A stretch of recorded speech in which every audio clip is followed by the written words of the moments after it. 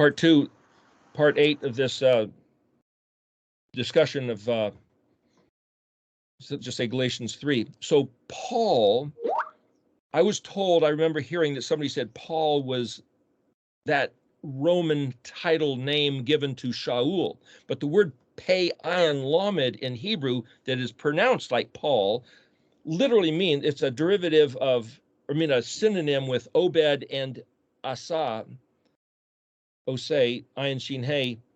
It means to do, to make, to work, accomplished, influenced, prevailed upon, impressed, inspired, induced to act, to form a verb, set in motion. Well, that's all Gimel stuff.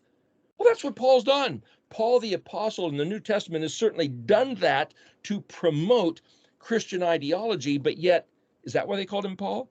Or he was the guy on his horse riding to Damascus to persecute believers in Yeshua, and then all of a sudden that bam, that flash of lightning, or not lightning, the flash of light, Zion Yod Kuf, burned his eyes and prevailed upon him to influence him to behave differently.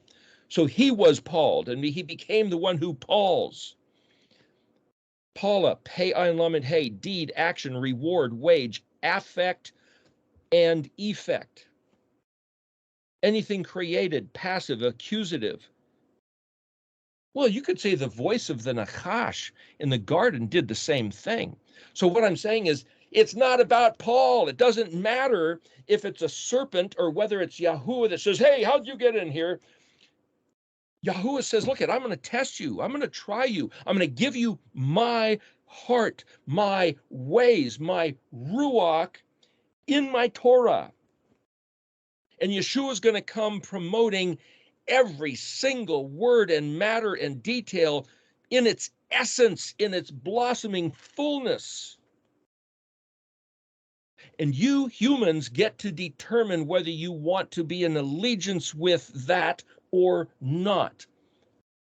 Now that's pretty cut and dry, black and white, in allegiance or not. And then the question is, well, what if there's some shades of gray? What if there's some shades of gray? So then you get to determine what possible shade of gray is tolerable for you.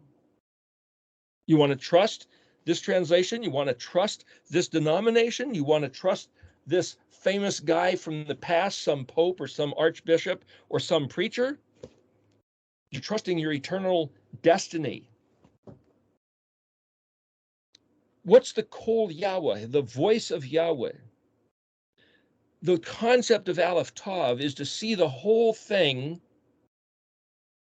Aleph to Tav, et. The one word never translated, but yet it's the first letter and last letter, so in between Aleph and Tav is 20 other letters. Well, they're put in a chronological order, and they have a narrative connection besides the meta of what's hooking in between them together. So the Aleph Bet to be seen as the Aleph Tav, as the voice of the packaging of every one of the concerns of Yahweh, Kana, Shemayim, Ve'eretz, the maker, thus possessor and sustainer of heaven and the earth, and all the packaged ingredients, time and space, and every creature. Okay, then that's what I choose to trust. And so my analysis of this alphabet is actually what I think is more significant, more important than anything Paul or Peter and James, or even the red letter words of Jesus in the New Testament, because that's somebody's translation. To try to understand, comprehend, analyze, determine, see in the orthography, the gesture language, as I've heard not only Stan Tenen, but other people talk about. He got it from somebody else. He just analyzed it and processed it and put it into a dance. But the fact that you can say Yod is a hand, maybe the hand gestures are the Yod, what they express is the hey, what's this Vav? Yeshua is the man who came to relay to, as the priest, you might say the liaison, the ambassador, the to cause the connection, to manifest the dynamics of the connection that he has with his Father that we can have with his Father, our Father, with him. I mean, there's this, everything is about the communicating of this idea that we then have to choose. And if we can't even find the words to say, what am I believing? What am I thinking? What am I doing? What is my attitude? I don't know. My attitude's all over the place. I can have the intent to have a good attitude. And that's what counts. That's what I'm trying to say. I'm trying to say all these words, what I said in the previous hour, to say this concept of being human is a real kick in the head. It's like, can I even find the words? The being in the midst of the process, like being in a storm, in the dark, on a boat, on tossed waves, in the fog. Is there something solid to hold on to? And then you feel this one thing to hold on to, the Aleph Tav. That's it. And my favorable intent in that direction, and say that's Yahuwah. And whatever Yahuwah communicated, this thing to hold on to, well, that's the language, that's his name, that's the Moedim, that's his covenant. The human, rational, logical understanding of his promises. That's Yahusha. Anything contrary to that truth is a fake. That's the JC, the J-man, whatever. Because if there's any variation, it's not him. So I have to choose then to reject it. Does that make me an infidel, a heretic, if I reject what's not true? Well, if somebody else believes it is true, then they'll think I'm a heretic for rejecting it. But I have to determine, compared to anything solid, which is what I see in the letters of this alphabet to be the only solid things we have. What these letters really speak are more solid than any of the dictionary words appropriated to the letters. That's why there's something about the orthography of the most ancient scratches are communicating what in their shape. The sounds are creating what, and what Stan Tenen was talking about, even though I know some people don't necessarily like him, but he was associating phonetic consonant sounds even with the gestures that are appropriated to them, and that there's something that's deeper than consciousness that's wired in to call it the fabric of the universe, I suppose. So there was something in Leviticus 26:36 and a few verses. I have this all written out, but I think what I'm going to do, just in the interest of time, there's some great stuff in the details we could get to maybe later. But if I read Ezekiel 36 or 26, starting with verse 36 to the end of the chapter, which is 46. Remember, Leviticus 26, the first 15 verses says this is the blessing, and he describes it. And the whole rest of the chapter, it says, if you find my ways to be detestable, if you behave casually with me, refuse to heed me, then this is all the bad stuff that's going to happen. And then in verse 36, this is the tail end of that chapter. He says, the survivors among you. Now, wait a minute. If he just spent 2,730 years working out, exercising Leviticus 26, which is a parallel with Deuteronomy 28, then when he says the survivors among you, I would say that's kind of like at the tail end of all that stuff, brings us to present tense. Could be us. I will bring weakness into their hearts. Gee, thanks. In other words, if I look around me and say, oh, come on, did you see what they did in New York? Did you see what they did in Ohio? Did you see what they're doing with that tsunami in Japan? Did you see what they're doing in Ukraine? Did you see? It's like, who can do anything to strengthen yourself or to fight against these guys, or to find even, how can you even take a breath of fresh air to live? They're too big, they're too powerful, they're too insidious. They, the proverbial they, and it may not even be humans. It might be space aliens, it might be demons. Wait a minute. It's Yahweh. He says he's going to do it to us. I will bring weakness into their hearts in the lands of their foes, which is here. Now, the sound of a rustling leaf will pursue them, or get up and they're chasing us, they're on us, run. They will flee as one flees the sword, and they will fall though no one is pursuing. They will stumble over one another as in flight from the sword. There's no pursuer. You will not have power to withstand your foes. So if we don't have what it takes to combat, fight, or even stand in the face of what looks like oppressors bigger than what we're fit to, it's because it's Yahweh doing it, not even the devil. Verse 38, you will become lost among the nations. The land of your foes will devour you. Because of their iniquity, your remnant will disintegrate in the lands of your foes.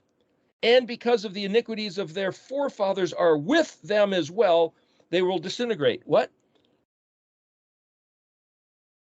Well, see, this is something that and we're going to read in Deuteronomy 9 in a minute here, but he said, remember, it's not because you're so good. It's not because of your righteousness that you're going to get the blessing. It's because of the iniquity of your enemies that I'm going to destroy your enemies and give you their stuff. And here he's saying it's because of your own iniquity that everything falls apart. So the whole idea of doing the Torah is to say, it's not to earn our way to heaven. It's not because we're better than anybody else. It's so that we don't do the iniquity, so that we don't betray the land, so that we don't betray him, so that we don't betray this time of being a human being, even though the inclination to be a human being will lead us into trouble. Yahweh says you can choose otherwise, but because you don't, you play into the evil, the Resh Ayin, the Resh Shin Ayin. You play into doing such things that will get you eliminated. You will disintegrate. Oh gosh, that leaves us in quite a pickle. But you see, he gives us the antidote. Verse 40. Then they will confess their sin and the sin of their forefathers for the treachery with which they betrayed me, and also for behaving casually toward me. Well, there's the antidote. If we don't confess what our forefathers have done, the sin stays with us. Remember, he said something to them that hate me, to the third and fourth generation, or how long back does it go? If we don't confess it, well, I have to find a standard by which to compare what I choose to believe or what I have believed or think or do or my attitudes against some stable business. This stuff in Deuteronomy, that's the stable business. And to say, I was provoked, I was lied to, I was deceived, my own laziness, that I was casual about his stuff, that I disregarded, disbelieved, led astray, doesn't matter. Doesn't matter any of those things. I'm a human being. That doesn't matter either. To confess their sin and the sin of their forefathers for the treachery by which they betrayed me, and also for having behaved towards me with casualness. Okay, I can do that. Verse 41 of Leviticus 26. I also, back at you, Gimel Mem, will behave toward them with casualness, and I will bring them to the land of their enemies. When he says behave towards us with casualness, that's like saying, I don't care what they say. I'm going to let them scream. I don't care. He's not going to answer the prayers. He's not going to be quick to respond. Perhaps then their unfeeling heart will be humbled. Then they will gain appeasement for their sin. I will remember my covenant with Jacob, and also my covenant with Isaac, and also my covenant with Abraham. And the meanings of those three names are significant. They're not just names of our forefathers. I will remember the land. The land will be bereft of them. It will be appeased for its sabbaticals, having become desolate of them. It sounds like he's going to bring us all the way back to the land of Israel. And they must gain appeasement for their iniquity. See, when he says this one little sentence in verse 43, Leviticus 26, they must gain appeasement for their iniquity, because they were revolted by my ordinances, and because their spirit rejected my decrees. That's everything right there. That's life on the face of the earth. That's the reason why the last 3,000 years of human history looks the way it does. My spirit rejected his command, decrees, laws. But if I choose to be inclined towards him and say, my humanity may say no, but I determine my aleph, dalet to vav with your chet.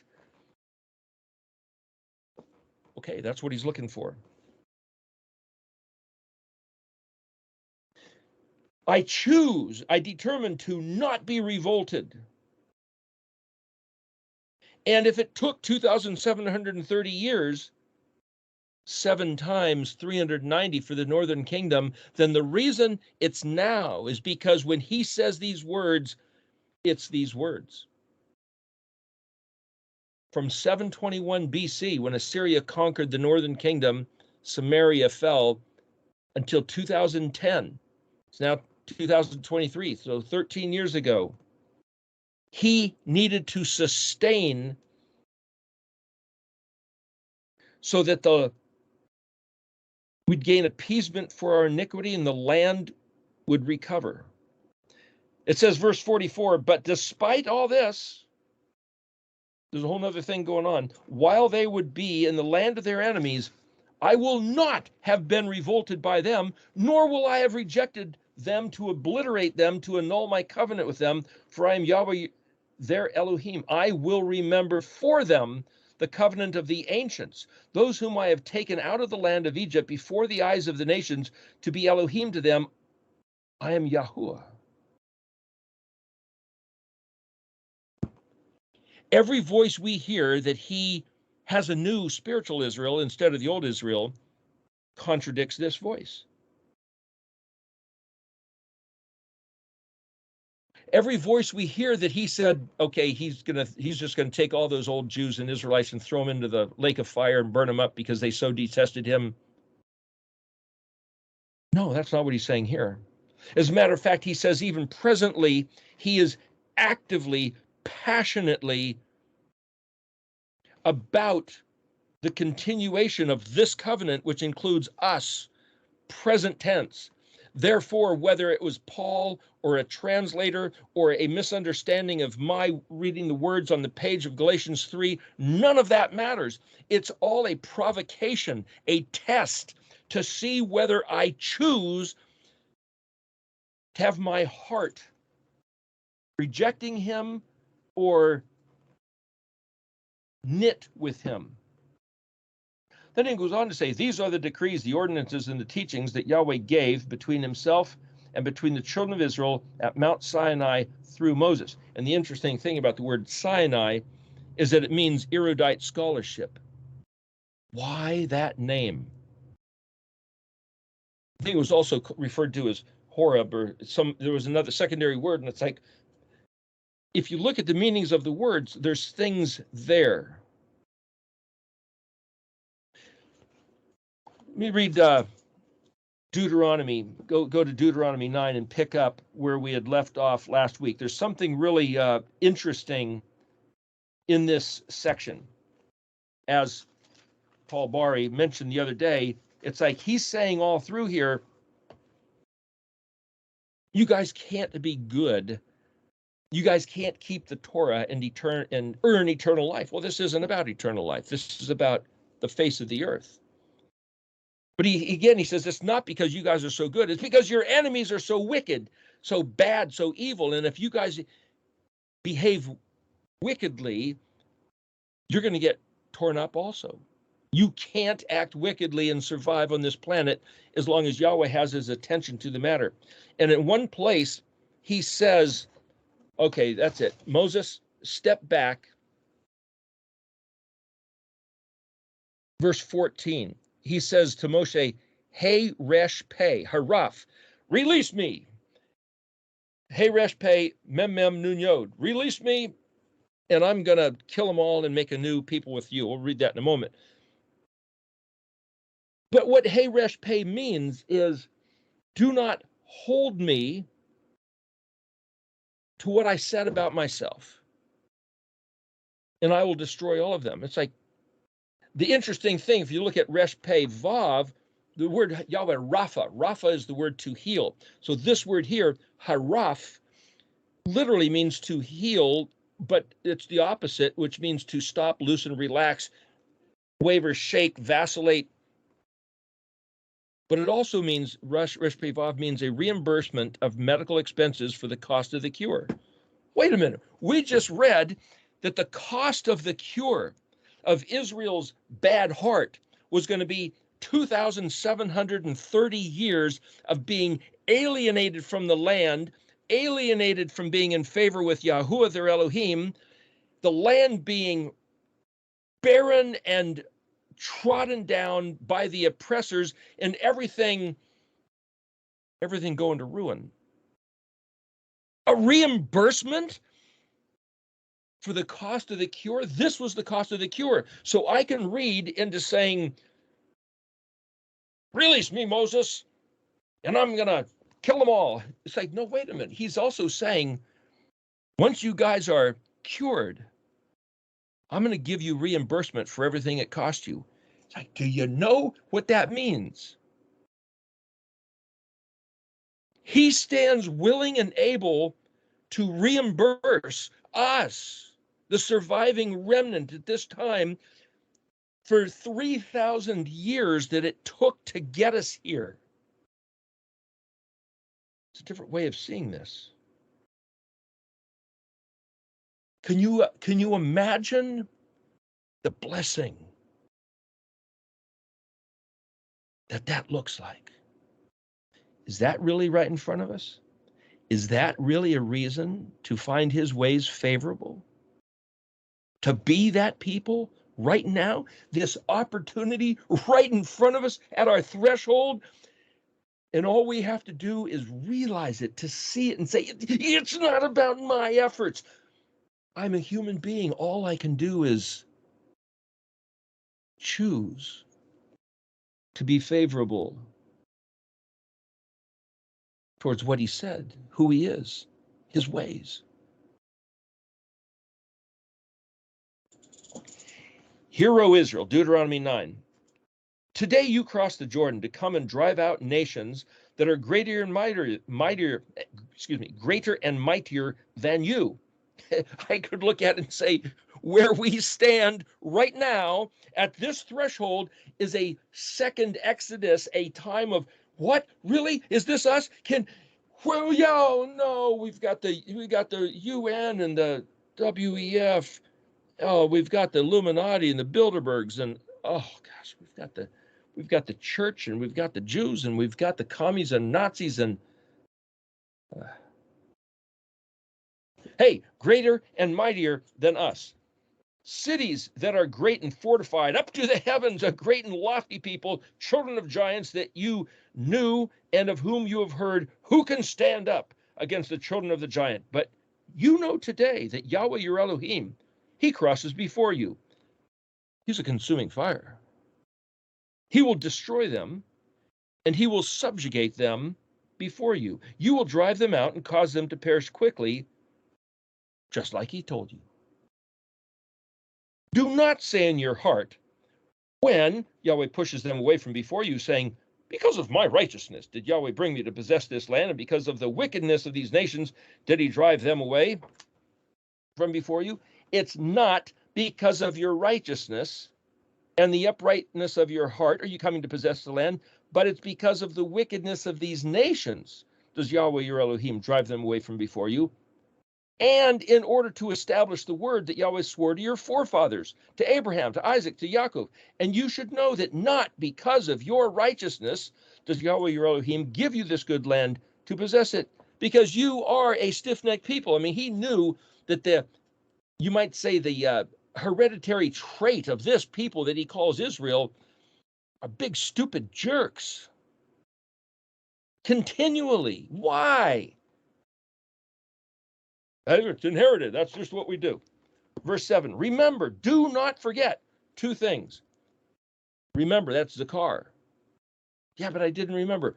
Do not forget. That's a command. That's an order. That's something that you can put your effort to. I will actively try to remember. How? By keeping the Moedim, by sitting down on Shabbat, by learning these language. Remembering is one of the laws. Don't forget is another one of the laws. 2 of the 613 laws are remember and don't forget. Do you think you can do that? You provoked Yahweh your Elohim in the wilderness from the day you left the land of Egypt. Now he's going to get into a little bit of history here just to realize, what is this family group of people? Who are we? And remember, I was saying, who am I? Am I a series of snapshots, which is like what we're going to read? Or am I listening to the motor running? Who am I? I can be whoever I want to be. I can be one who favors Yahuwah and his words. I can be one who chooses to be honest and kind and pure-hearted and considerate, just and true. I mean, I can choose these things. The expression of those takes a working out, but I can determine and choose to be whoever I want, regardless of who I've been. From the day you left the land of Egypt until your arrival at this place, you have been rebels against Yahuwah. And in Horeb you provoked Yahuwah, and Yahuwah became angry with you to destroy you. When I ascended the mountain to receive the tablets of stone, the tablets of the covenant that Yahweh sealed with you, and I remained on the mountain for 40 days, 40 nights, bread I didn't eat, water I didn't drink, and Yahweh gave me the 2 stone tablets inscribed with the finger of Yahuwah. Just so you know, the word finger is the same exact word that means color, paint, or dye, D-Y-E. So this tablet's inscribed with the finger of Elohim could just as easily be read finger-painted colors. So you'll see on the array that the font of letters that I have carved into stone, as it were, are all the different colored letters, just playing off that. On them were all the words that Yahweh spoke with you on the mountain from the midst of the fire on the day of the congregation. Verse 11 of Deuteronomy 9. It was at the end of 40 days and 40 nights that Yahweh gave me the 2 stone tablets, the tablets of the covenant.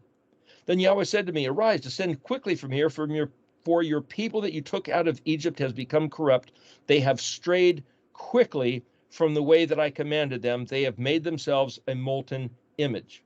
And that word strayed quickly is Samik Resh Vav Mem He Resh. So Samik Resh Vav is the word that means to rebel, revolt, just do the opposite. And then the word mahar is quickly, but mahar or har, mem is a prefix, can mean to become pregnant. It's the word for mountain, to conceive, or they have these ideas. They're pondering, they come ideas, rebellious ideas. See, to have the thought of favor towards his instructions, to ponder, how do we do this? How do I adjust my heart attitude towards what he said? That's Memnun about his Kaf Lamed. It's the opposite of Samik Resh Vav Mem He Resh. So what I'm saying is that within the description of the problem is the antidote, and it all has to do with, who am I? I'm a human. I'm frail. I'm incapable. I'm bad. You can choose to be favorable towards Yahuwah. And even if you can't articulate it with accurate doctrine, or you've been lied to or misled, if your heart is toward him, everything else can be forgiven.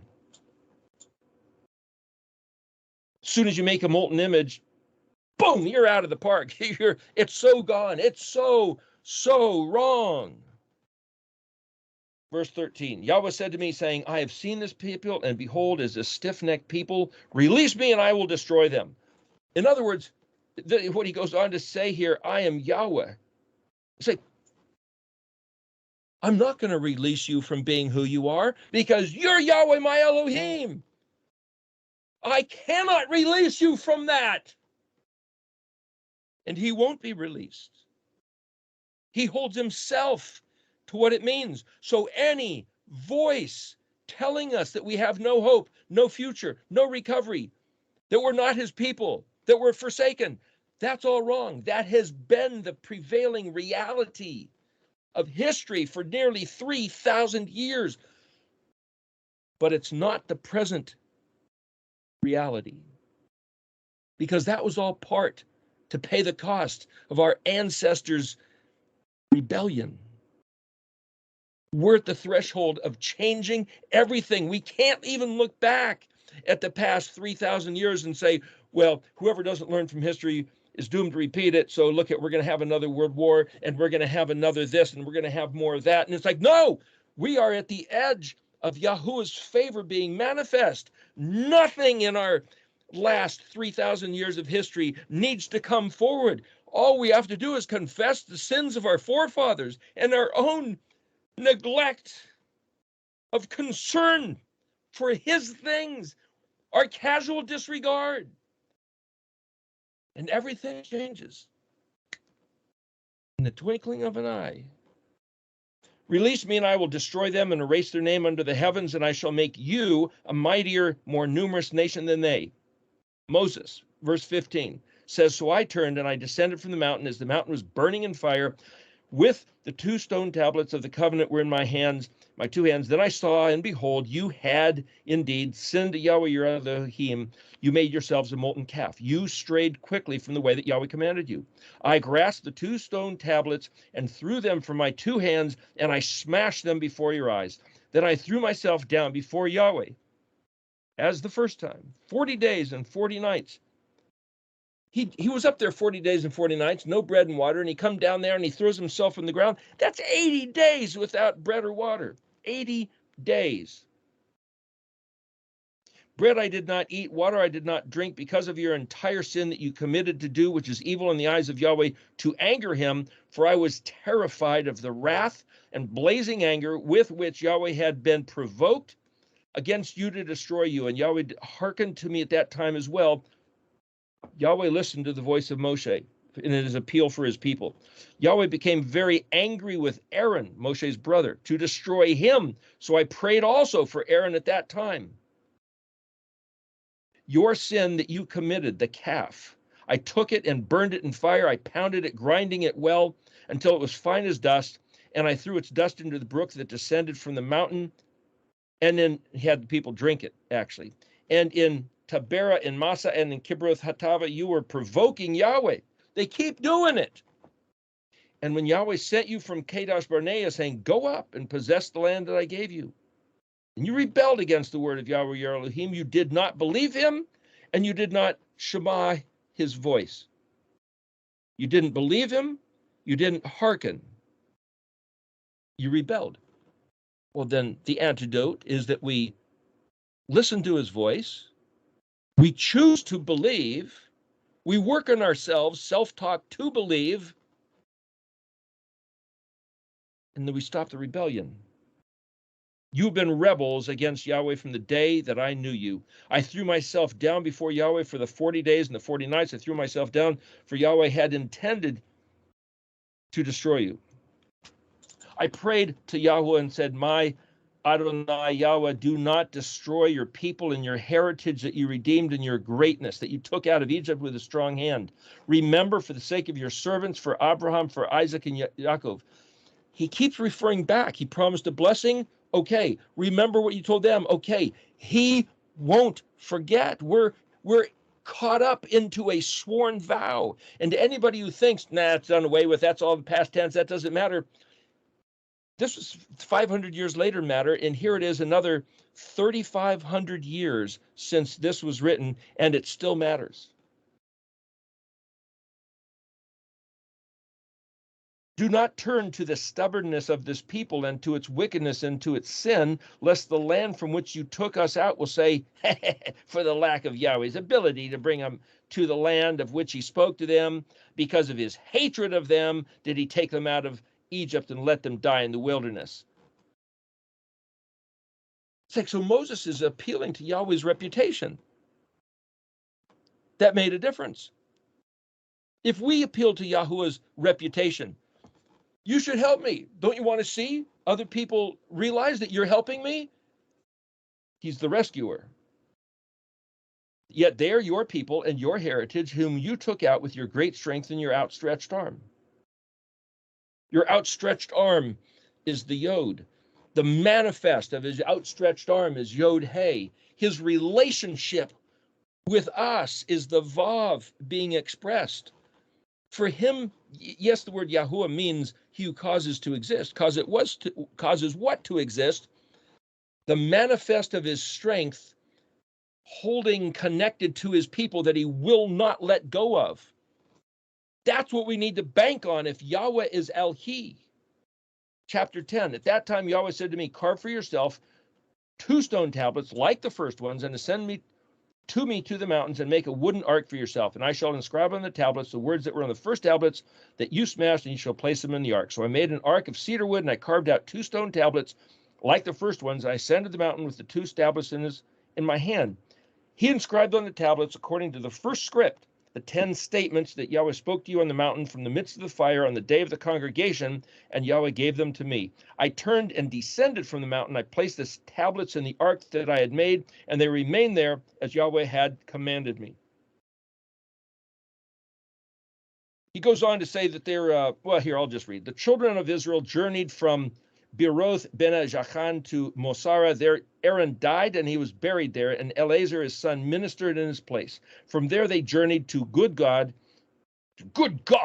Jotbah, a land of brooks of water. At that time Yahweh set apart the tribe of Levi to carry the ark of the covenant of Yahweh, to stand before Yahweh, to minister to him, and to bless in his name until this day. Therefore Levi did not have a share and a heritage with his brethren. Yahuwah is his heritage, as Yahuwah your Elohim has spoken of him. I remained on the mountain as on the first days, 40 days and 40 nights, and Yahweh listened to me this time as well, and Yahweh did not wish to destroy you. Yahweh said to me, arise, go on the journey before the people, let them come and possess the land that I swore to their forefathers to give them. Now you, O Israel, what does Yahweh your Elohim ask of you? Only to fear Yahweh your Elohim, to halakah in all his ways, to ahava, to love him, to oshe, to serve him, Yahweh your Elohim, with all your heart and all your soul, to observe the commandments of Yahweh and his decrees, which I command you today for your benefit. Well, there you go. So if anybody suggests, whether it's Paul or translations of Jesus, if anybody suggests, don't do what he said, they're wrong. I don't have to believe it. I don't even have to take it to heart. That's Deuteronomy 10, verse 12 and 13. Verse 14 here. Behold, to Yahweh your Elohim are the heaven and the highest heaven, the earth and everything that's in it. Kanashamayim Varetz, maker of heaven and earth, and every living thing and every object within. I don't have to give the devil a regard. I don't have to give Paul a regard. It's my attitude towards him. That's the regard. Only your forefathers did Yahweh cherish to love them, and he chose their offspring after them. You, from among all the people, is this day. You shall cut away the barrier of your heart, and no longer stiffen your neck. Cut away the barrier of your heart is the word for circumcising the foreskin. Same exact word in Hebrew. For Yahweh your Elohim, he is the God, the Elohim of the powers, and the Lord of the lords, the great, mighty, and awesome Elohim, who does not show favor, who does not accept a bribe. He carries out the judgment of orphan and widow, loves the proselyte to give him bread and garment. Proselyte, that's one who was not necessarily born or of the genetics of Israel, but who chooses to be his people and to halakha amkam, to walk with Ish Yehudi, seeking his name and favor and his chafatz, what he desires. Well, that's us. You shall love the proselyte, for you were strangers in the land of Egypt. Yahweh your Elohim shall you fear. Him shall you serve. To him shall you cleave, and in his name you shall swear.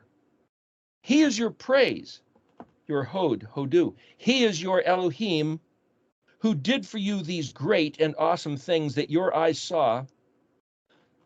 With 70 souls did your ancestors ascend to Egypt, and now Yahweh your Elohim has made you like the stars of heaven for abundance. Chapter 11, Deuteronomy, you shall love Yahweh your Elohim, and you shall safeguard his charge. That's, you will shamar that which he said to shamar. So it's written, Shin Mem Resh Tav, Mem, Shim Mem Resh Tav Vav. Shamar, shamar. You will hearken attentively as shema, shema. So as I said before, when you hear in English, they change the words, give a verb with an adverb, but in Hebrew, it's typically the same word repeated twice. His decrees, his ordinances, and his commandments all the days. Deuteronomy 11:1. So if Paul was in agreement with Moshe, with Yeshua, with Deuteronomy 11:1, then the book of Galatians 3 cannot be telling us to disobey the Torah. But if it reads like it is, it's a trick, like the tree of knowledge of good and evil in the garden where Yahweh said, don't eat it. This is a trick. Oh, you're not tricked yet? I'm going to send in the Nachash to enchant you to eat it. See if you'll go for it. No, I'm not going to go for it. It's like Peter having a dream 3 times. A sheet with all the animals brought down. Arise, Peter, kill and eat. No way, man. I never have, never will. Dirty trick. Oh, this is the voice from heaven. Still a dirty trick. I'm not going to eat those things.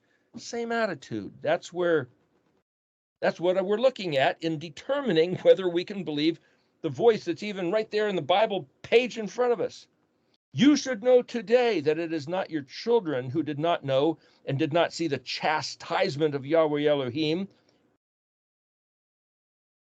In other words, what he's saying, this is present tense. We feel the sting of the chastising whip, you might say, of 3,000 years of world history.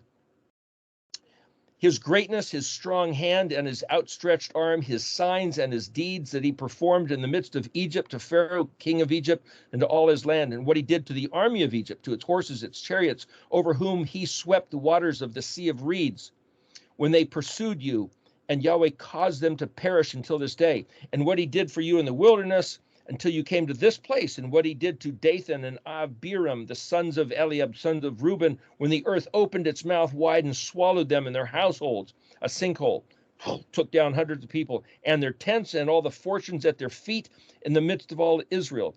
Rather, it's your own eyes that see all the great work of Yahuwah that he did. Verse 8, so you shall observe the entire commandment which I command you today, so that we can go to heaven? No, so that you will be strong and you will come and possess the land to which you are crossing to possess it. And so that you will prolong your days on the land that Yahweh swore to your forefathers to give them and to their offspring, a land flowing with milk and honey. See, every time somebody makes walking in Yahuwah's Torah this twisted idea, you guys are trying to earn your salvation to go to heaven, that's not what it's about at all. We're trying to walk in his ways because he said to, so that it will go well with us as we walk the face of the earth. Verse 10, Deuteronomy 11.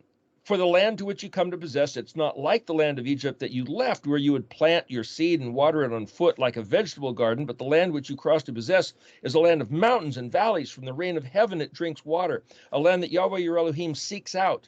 The eyes of Yahweh your Elohim are always upon it, from the beginning of the year to the year's end. It will be, if you hearken to my commandments that I command you today, to love Yahweh your Elohim, Serve him with all your heart and with all your soul. Then I shall provide rain for your land in its proper time, the early and late rains, that you may gather in your grain, your wine, your oil. I shall provide grass in your field for your cattle, and you will eat, and you will be satisfied. Beware. Now that word satisfied is Shin Bet Ayin, which is the number 7, just so you know. And the word beware is actually the word shamar, watch, keep, guard. And beware, it's a warning. Beware for yourselves, lest your heart be seduced, and you turn astray and serve Elohim Achrim and prostrate yourselves to them. He's got these tests and trials, nun samix, to seduce, to entice, to lure us away from walking with his instructions. We have to expect these things. And if it's in the book of Galatians, so what? Is it what he said to do or not? That's the only question. We're not evaluating Paul. I keep saying that. Verse 17, then the wrath of Yahweh will blaze against you. He will restrain the heavens so there will be no rain, and the ground will not yield its produce, and you will be swiftly banished from the goodly land that Yahweh gives you. You shall place these words of mine upon your heart and upon your soul. You shall bind them for a sign upon your arm, and let them be an ornament between your eyes. This is a reiteration of the Deuteronomy 6. The Shema. You shall teach them to your children to discuss them. You will teach to your children to discuss them, like we're doing, while you sit in your home, while you walk on the way, when you retire, when you arise. And you will write them on the doorposts of your house and upon your gates, in order to prolong your days and the days of your children upon the land that Yahweh has sworn to your forefathers to give them, like the days of the heaven over the earth. For if you will observe this entire commandment that I command you, to perform it, to love Yahweh your Elohim, to walk in his ways, to cleave to him, Yahweh will drive out all these nations from before you, and you will drive out greater and mightier nations than yourselves. Every place where the sole of your foot will tread will be yours, from the wilderness and the Lebanon, from the river, the Euphrates River, until the western sea, which would be the Mediterranean, and be your boundary. No man will stand up against you. Yahweh your Elohim will set your terror and fear on the entire face of the earth where you will tread as he spoke to you. Here's the point. Our enemies know how to read.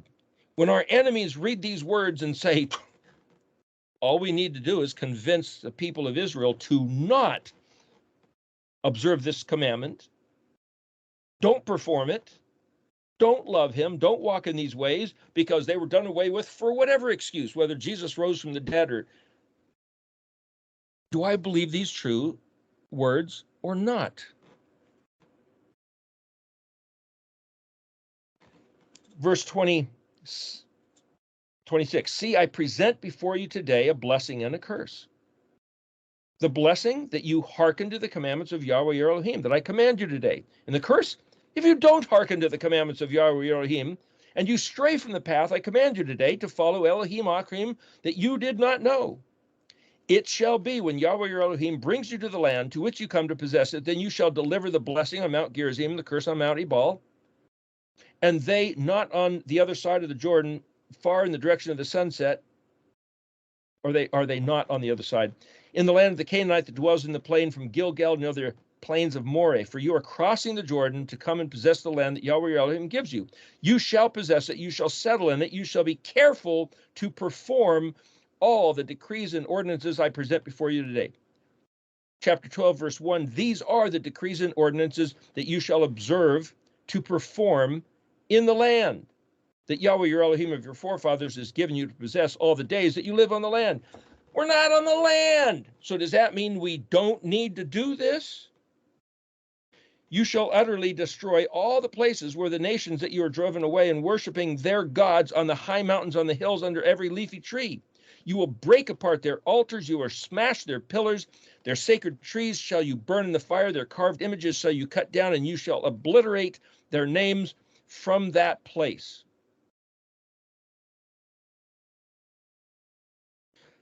This next thing has to do with people saying, gee, is it okay to have a Passover where you kill the lamb and paint the blood on the doorposts in any city, or does it can only be in Jerusalem? Here, verse 4 of chapter 12 of Deuteronomy. You shall not do this to Yahweh your Elohim, rather only at the place that Yahweh your Elohim will choose from among all your tribes to place his name, there shall you seek out his presence and come there.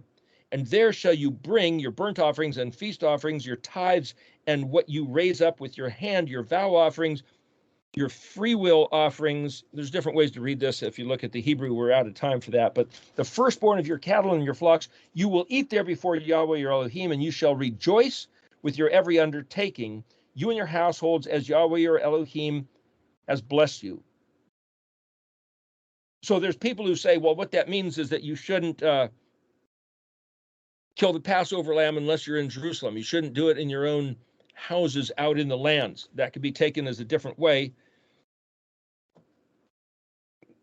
Verse 25 of Deuteronomy 12, you shall,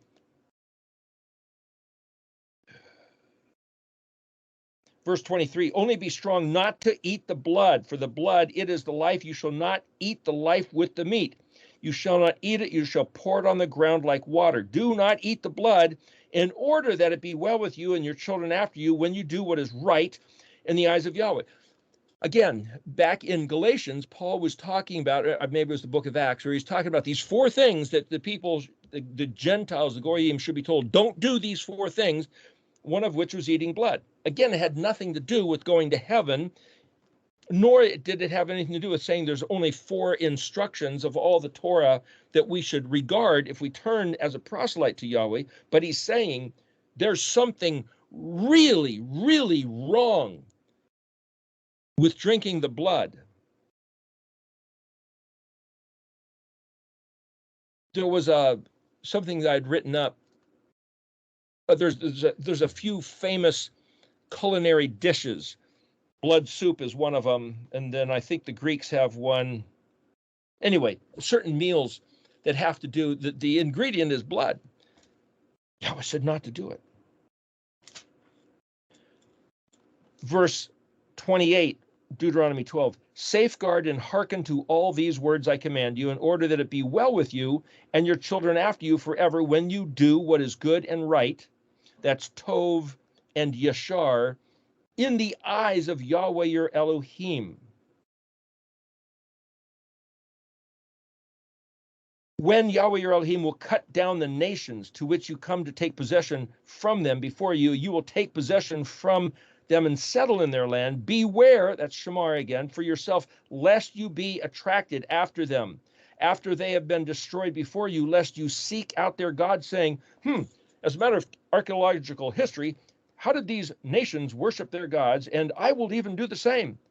You will not do so to Yahweh Elohim, for everything that is an abomination of Yahweh that he hates have they done to their gods, for even their sons and daughters they have burned in the fire to their gods.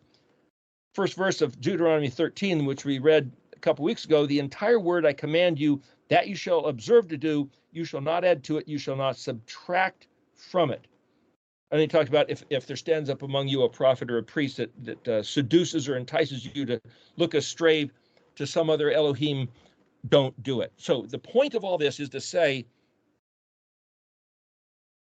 as simply being a human being, all I can do is decide to follow these instructions of Yahweh. And if my church, my culture, my family, my own mind can't reckon with it, I can choose to trust these words. And when I see written into the alphabet what I personally count as a proof that this is of Yahweh's hand, that the Aleph refers to himself, I will, I am, and that everything else written in the text makes sense. It's the only thing I've ever found that's solid, that's trustworthy, that I can bank my life on, that I can project my eternal destiny to the veracity of these words. I can't trust anything else. But according to what I read here, And everything written in this Torah is words that are formed by shuffling around these 22 letters. These 22 letters. I can't trust my own mind, but I can trust my mind's projected affinity with the one who gave me these letters. That's all he's given me as a human agent.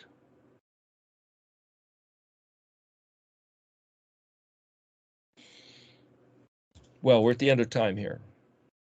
So where we stand at any moment, any one of us takes our last breath. Where does my heart stand facing him, yielded to him, desiring of him, of his truth? You say we have 5 minutes. On the call that wants to turn on your mic in the last 5 minutes we have here and say anything about these matters. Mark! I'll wait for someone else, and then if nobody else does, then I'll give my 2 bits. Okay, this is still being recorded, so just so people know, you got 5. Does anybody want to say anything while the recording's on? First, I'd say good morning, or hello, or shalom. And I want to tell you, I really enjoyed today. So thank you very much for all the effort you put into it. I really enjoyed it.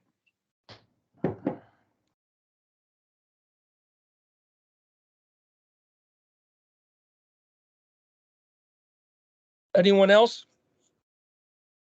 You don't have to agree with me. You can protest and shake your fist if you want to. Go ahead.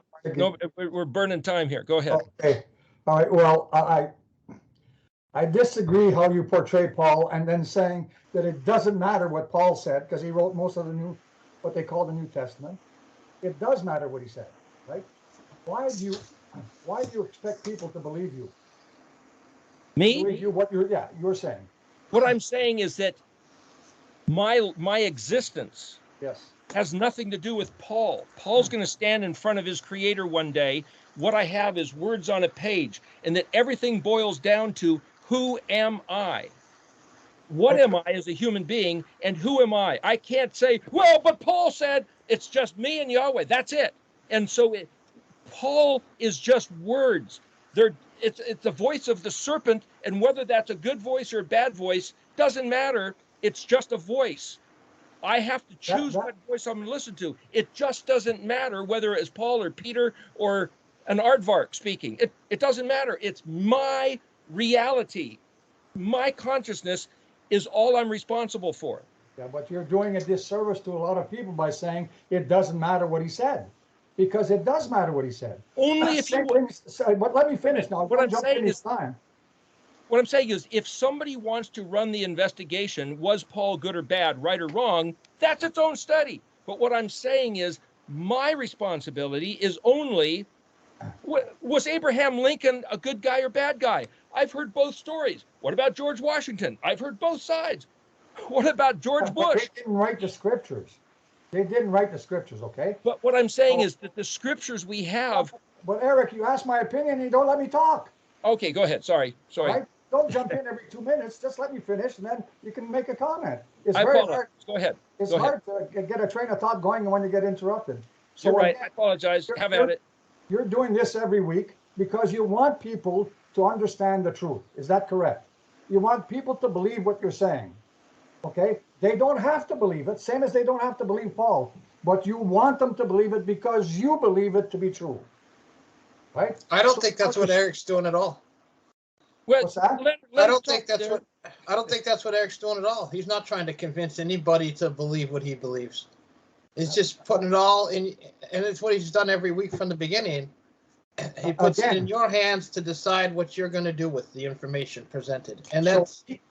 Eric is presenting what he believes to be the truth, and I agree with the fact that he's saying that what he's saying is true. But then to say that it doesn't matter what Paul said is a mistake, in my opinion, because it does matter. Now, you do want people to believe it because there's no point in you speaking unless you want people to believe what you're saying. They don't have to. I agree with you, and you're not forcing them to believe it. but you're out here every week spending the time in scriptures, the incredible amount of time you do, because you have in your heart, you want people to believe, because that's what the Creator wants us to do, to believe His word.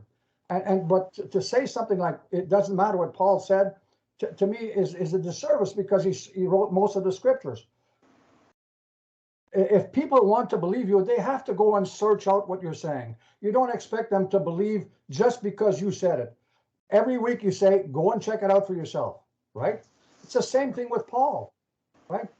He's saying things, but it's up to us who are reading it to go and search out, first of all, who is this Paul?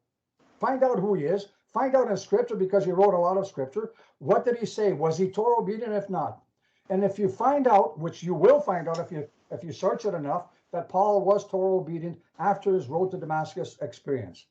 And then let me interrupt you here, because Natalie's got her hand raised, and I got to shut this down, and we can do it all on the after show. But if you don't mind, Mark, can I get Natalie's opinion here? Sure. Go ahead, Natalie.